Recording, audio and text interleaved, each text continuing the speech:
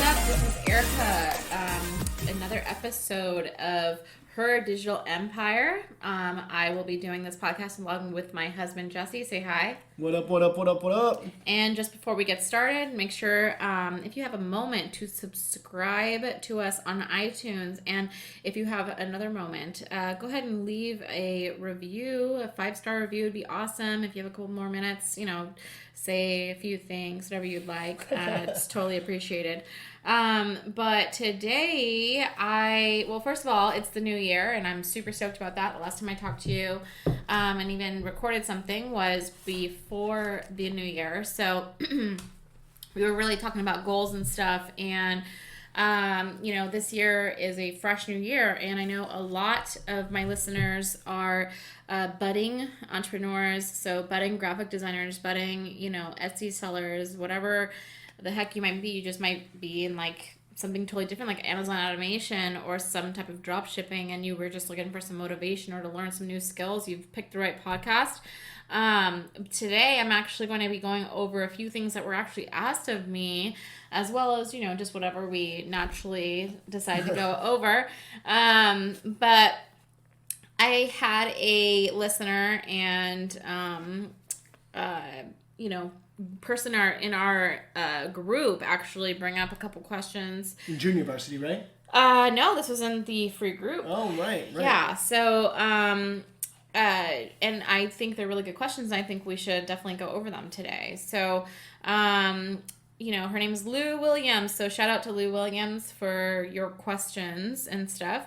But moreover, I wanted to talk about what she brought up first, which was what you wish you'd know before getting into the industry.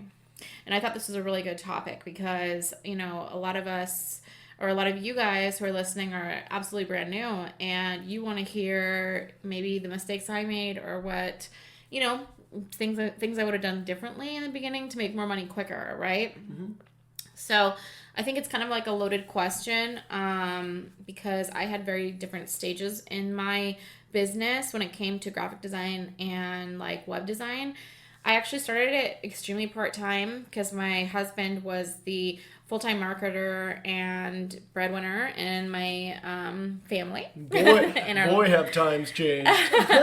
And in my little family. But so I was doing, web design on the side. And the reason I knew how to do it was actually because, I really messed around a lot with it when I was in middle school. Even like 7th, 8th grade, that was really like the time I really played around with it, learned some quick HTML stuff, and then got better with it when MySpace came out. For all of you guys who, used to hang out on MySpace, if you wanted a really cool MySpace, you knew HTML. Is that where you learned coding?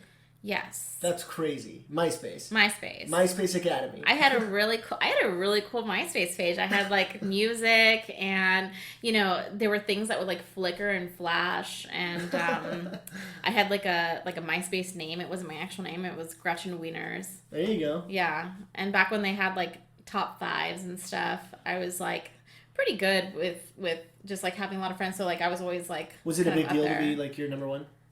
Oh yeah. Well, at the time, number 1 was This Girl Forbidden, which R.I.P. She passed away a few years ago, like 1 or 2 years ago. I know this because she was in the same circles as me in Orange County and stuff, and a mutual friend actually was friends with her, and she ended up passing away, which is super sad because she was like the person on MySpace. She was like just a regular Mac makeup artist. She was like a really pretty blonde girl who would do just really cool makeup and had like it was back in like when VH1 was big, and everybody had like the crazy hair, bird hair, But she was really big, and then there was like a few other ones that would always end up on people's top 5s, which I think even the founder, Tom, right? Yeah. Yeah, the founder was always like your number 1 friend on MySpace, but I think he was your first friend. But he would always be like on the front, right? Or no? I don't remember. That sounds right. I just remember everybody was friends with Tom. So I'll be honest. I haven't been on MySpace in forever. Yeah. So. Well, I'm just reminiscing. But yeah. So the cool MySpaces had like really cool coding, and that's how I figured that out.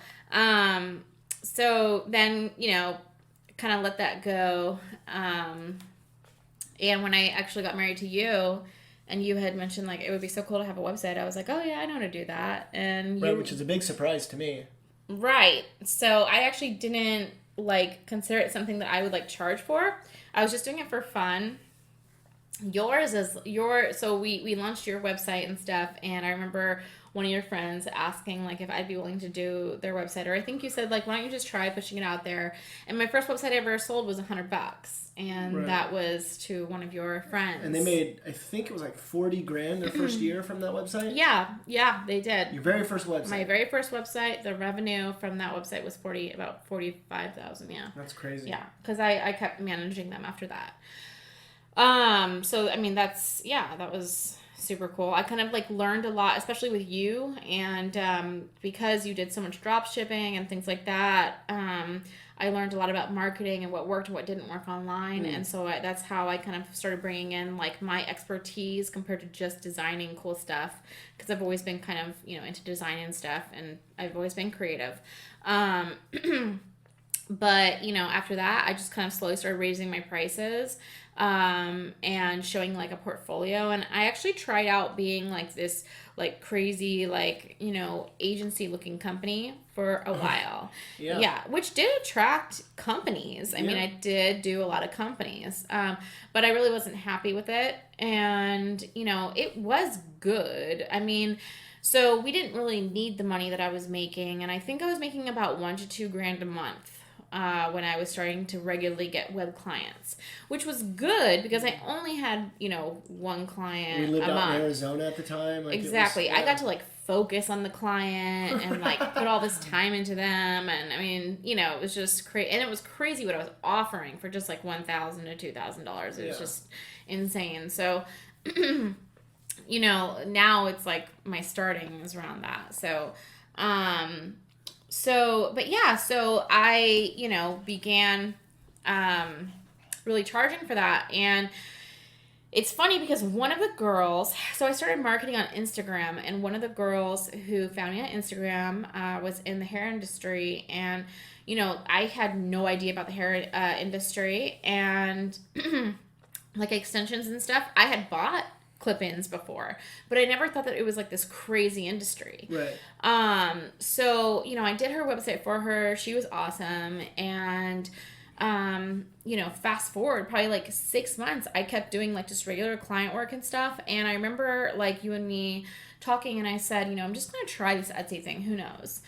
And so I put out some printables, some like regular printables, and those things sat there. I didn't even get a sale. West Coast, Best Coast. Yes, that was my first print that I made on Canva, by the way, not even Photoshop, because I really wasn't even I didn't even really consider myself a graphic designer. I was more like a web designer, somebody who took her own experience and creativity and created stuff, and then uploaded it to WordPress, because that was like the one I really knew really well. So, that's where I was at. And so I started making these printables,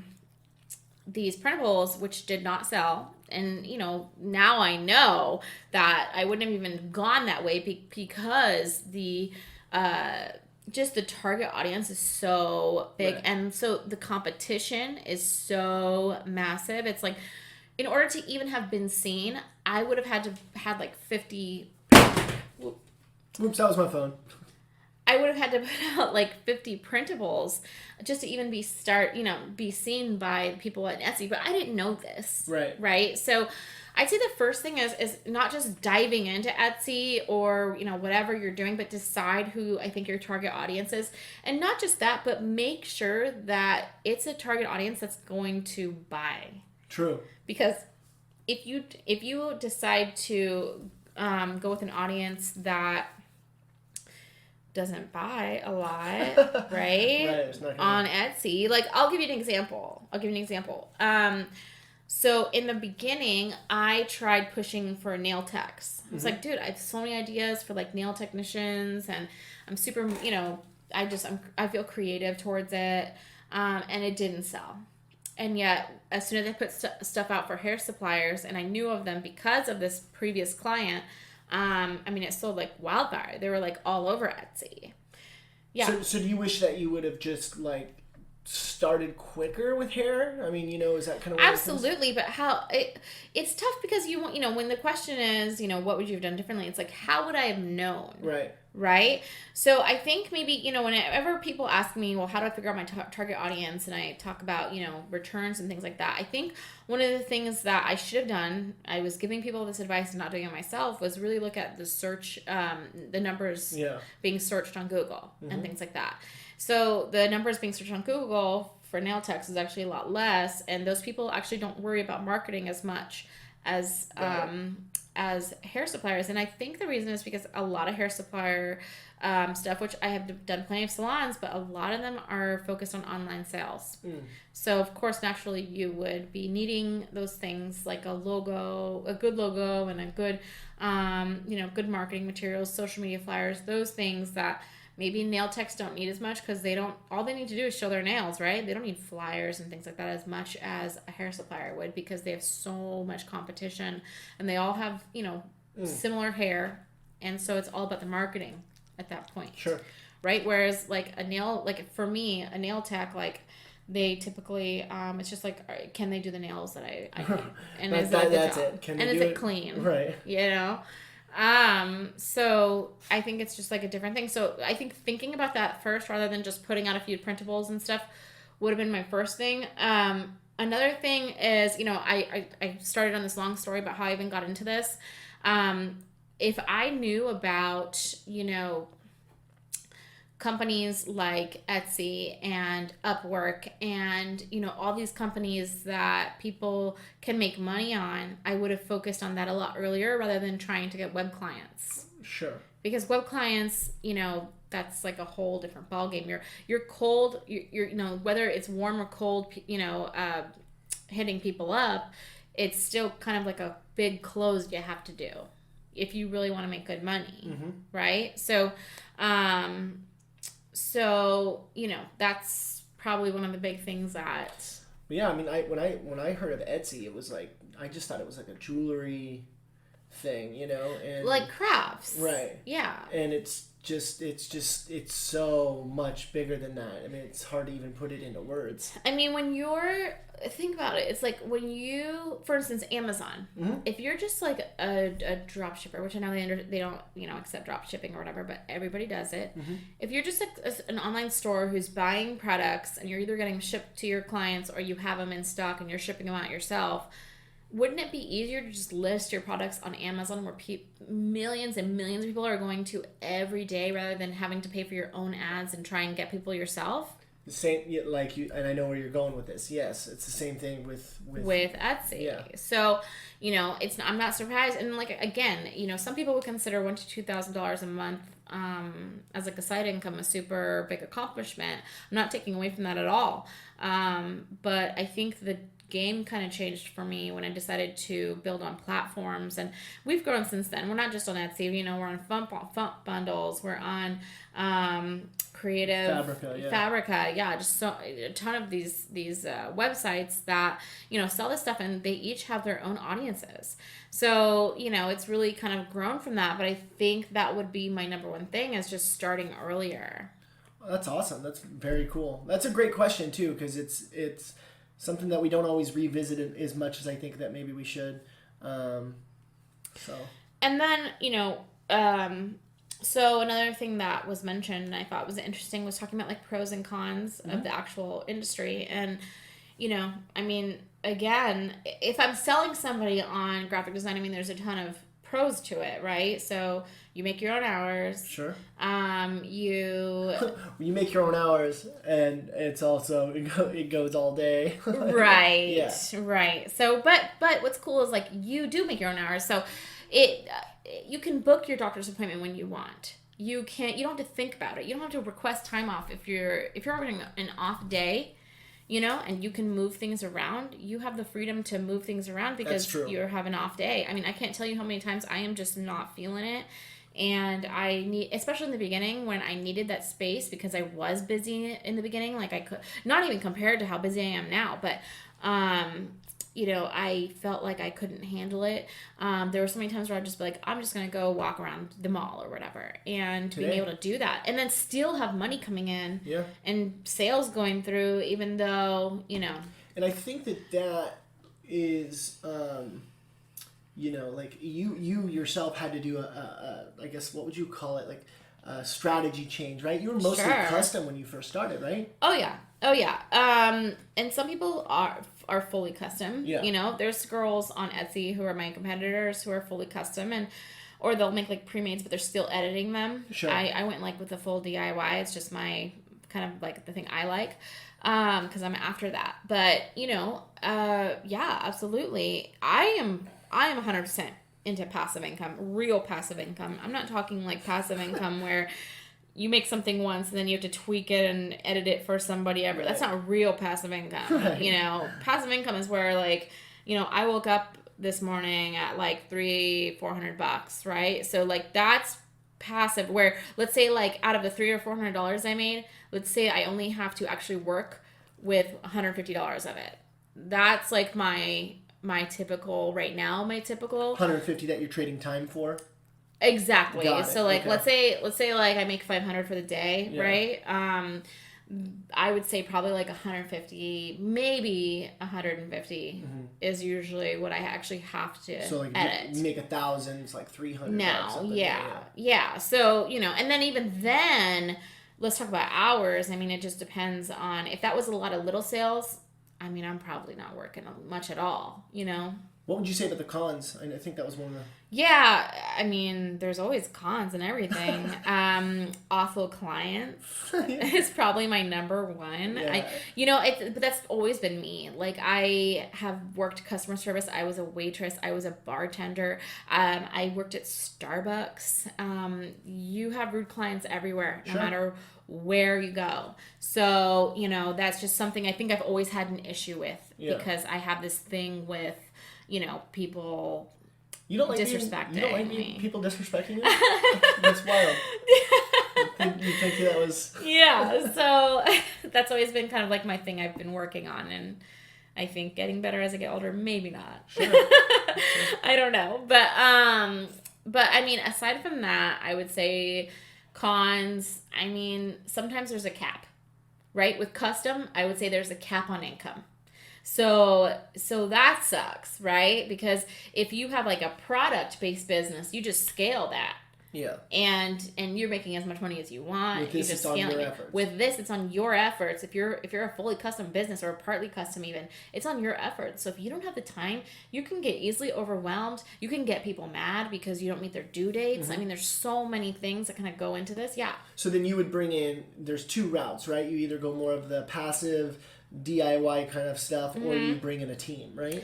Yeah, so it's one or the other, or both. Why not both? Sure. Right? It depends. If you're scaling up your custom, like one of the issues I'd say, one of the current issues I'm dealing with is that I'm scaling up so much with my DIY. One of the problems is that I still run into because I have so many products now. I'm seen so easily. So I have a lot more clients who come and they talk to me. And the problem is that there is always going to be, right now for me, a percentage that wants that custom experience and wants custom work that is fully custom. And now they're paying more, right? But that's what they want. And I think my problem right now is I'm still kind of going through that. Because I have the people who, there's always going to be a percentage of them who want it custom. So I think, my overall goal at one point is just to deny custom. I just won't even offer it. But I have to decide at what point my passive is going to be enough to where I'm not willing to take, a custom website or a custom logo or something, right? Sure. And then also, if you're doing Etsy, you can open up multiple shops. Exactly. Get into different niches. And that's what I'm doing. That's what I do. So I actually, on one of my shops, I took away fully custom. Oh, yeah. Yeah. That was smart.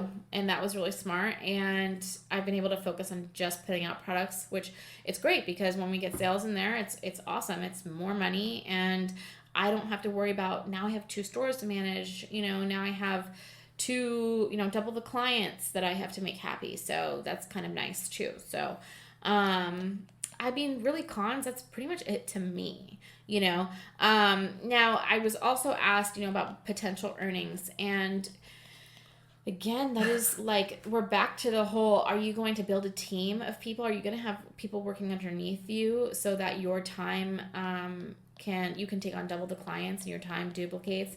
Or are you going to go the route where you try and build a passive income, or you sell products and courses and things like that people can buy passively, teaching, education, that kind of a thing. So that's what I see people usually go the routes. Although one of the things I really don't take advantage of, and I should, but there are other ways to make passive income. So if you do know how to code, you can develop your own Shopify theme, WordPress theme, something like that. You can build your own, like if you even do photography editing for graphic design, you can make your own presets and sell those. Those are doing crazy right now on Etsy. Any kind of Lightroom preset, we use them, and that's just developing. That's like having an eye and then developing a preset, saving it as a file and selling it. So I don't know, if anyone's looking for a specific amount. Obviously, it's kind of lame to talk about what you currently make. Obviously, you're doing very well. But just to give somebody who's maybe getting started, looking at junior varsity, looking at varsity, to really sink their teeth in, what would you say you made your first year gross? Not net, but just gross overall. Was it 120 or something? Yeah, so that just, it's because, like I said, you're doing a lot better now, but it's unrealistic to throw that number out right now and be like, hey. It's tough for me to just throw out, this is how much you're probably going to make, this is what I made. Because, there were so many factors. Not to mention that there was a lot of partnerships and deals I was making on the side. And that necessarily wasn't just, me making sure that I would be, making money from different avenues, like Facebook groups and things like that.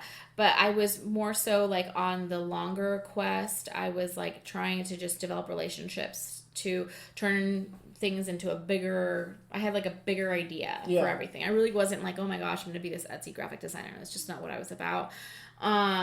But learning kind of about people and what people's needs were. I changed my ideas a lot. I mean, we even had an idea to kind of make our own website that had pre-made flyers that people could just buy and edit themselves, and then template came out, and that was a game changer. Yep. And totally changed my course for that. And so really, I mean, I don't know. Do you think it's possible for the average person to make a 6-figure income like you did their first year? I would have to, I think it'd be case by case. I'd have to look at their journey. So many people have different things going on in their heads. So many people have different things that are stopping them. Whether, things that are stopping me may not be things that stop you, and you may have other issues. If I had issues with, my dealing with competition, maybe competition, if competition was tough for me, then, maybe that's not tough for you, but people talking to you a certain way is tough for you.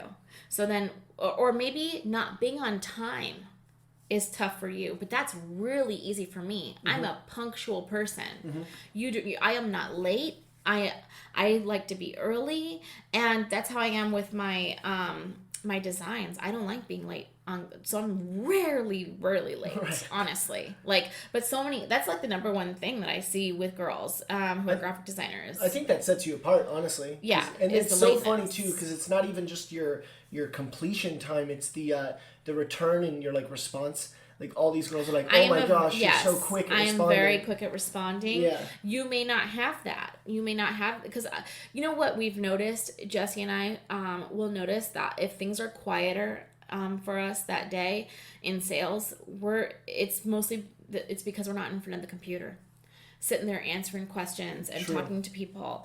The slower that you respond to somebody is the slower you're going to get paid. True. The more excited somebody is when they hit you up, they're in buying mode. So I know that. So I know that if I'm talking to that person in that exact moment, they're more likely to buy than if I hit them up in 24 hours. Or they're going to find somebody else, because that's what I do. So like back in the day when I used to hit up Fiverr all the time for different stuff that I needed, I used to message like 10, no joke, like 10 artists. And I would just wait for the first one to respond to me. And the first one was always the winner.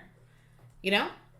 So, I mean, again, that's like really tough for me to say, because I think you need a certain amount of traits kind of mixed into one to really be able to break six figures in your first year. And if you want to break it eventually, you have to learn those traits over time, right?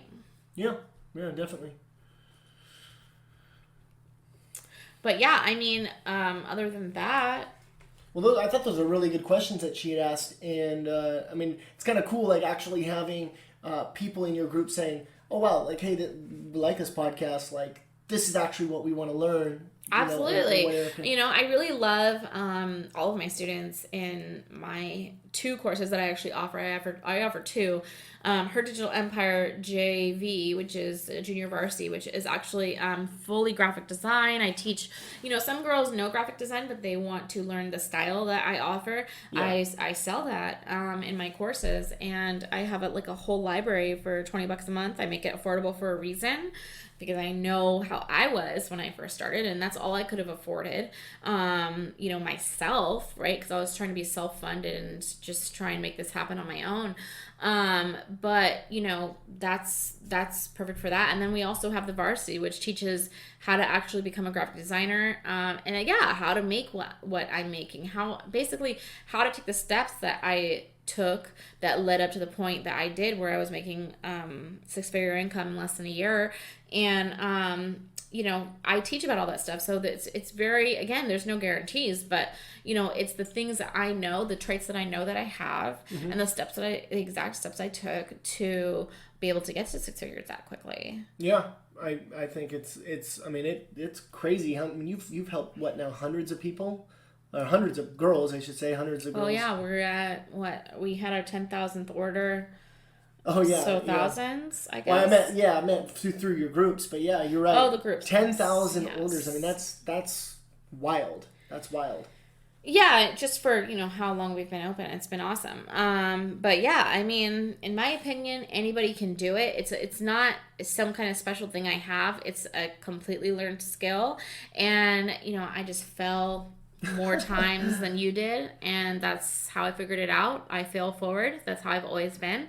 I just jump in, and like I said, that was, again, just to tie it back to one of the things that I would have done differently is I wouldn't have just jumped in and made the first couple listings that I saw could be made by me, right? I would have really gone after a specific audience and targeted that audience and made a Etsy store that targeted that audience, which is exactly what I did when I made Boss Babe Digital Lab.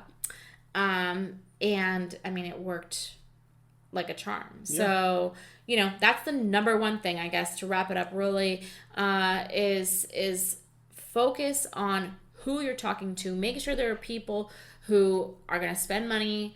Search a lot for the stuff that you're going to be offering. So you want to make sure that you check that out. You can do that with a cool Google keyword checker. But yeah, other than that, just list your products and go for it. And I think that you can do anything you want to do. So just to recap, this was, what is this, our 4th episode of? I think so. 4th? Yeah, 3rd or 4th. I think 4th. Okay. Of Her Digital Empire, my podcast. Again, my name is Erica Belvin. I'm here with my husband, Jesse Belvin. And if you have a moment, don't forget to subscribe on iTunes and leave us a review. If you can, 5 stars would be fantastic if you learned anything today. But yeah, sorry for rambling. If I did, I just really wanted to get those answers out to you, and hopefully that helped. And I will definitely see you on the next episode.